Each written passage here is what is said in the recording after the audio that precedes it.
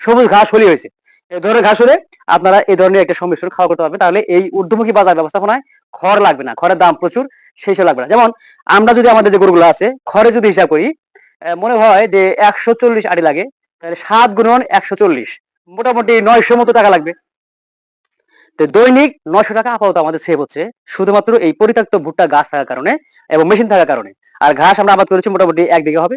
এইখান থেকে ঘাস নিয়ে আসি এবং ভুট্টার গাছ দিয়ে মিশিয়ে আমরা মেশিন দিয়ে কিন্তু সেটা কাটি। তো এই যে দেখতে পাচ্ছেন যে কাটার যে সংমিশ্রণগুলো মিশ্রণ হয়ে আছে এভাবে, সবুজ ঘাস এবং পাশাপাশি ভুট্টা গাছ, এই দুটো মিলে এটা প্রোটিন সমৃদ্ধ খাবার তৈরি হয়, গরু যেটা বেশ উপকার হয়। তো আমরা অনেকেই কমেন্ট করেছেন যে গরু আসলে খায় কিনা। আমরা পরবর্তী ভিডিওতে দেখাবো যে গরু এগুলো কিভাবে খায় এবং কেমন মজা করে খায়, থাকে কিনা। তবে অনেকে গরুগুলো খায় না, আমরা শুরুতেই যদি করেন দেখবেন যে খাবে না।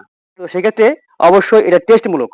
আমাদের গরু তো যখন আনা হয় বা যারা যেগুলো বাছুর হয় এরা কিন্তু ঠিকই খায়। অতএব সবার ক্ষেত্রে না হতে পারে, কিন্তু আমরা করতেছি, আপনারা ট্রাই করতে পারেন, চেষ্টা করতে পারেন। তাহলে এই বাজার ব্যবস্থাপনায় আপনারা অনেকটাই স্বাবলম্বী হবেন এবং সাশ্রয় হবেন, গরু খামারিরা লাভবান হবেন। ধন্যবাদ।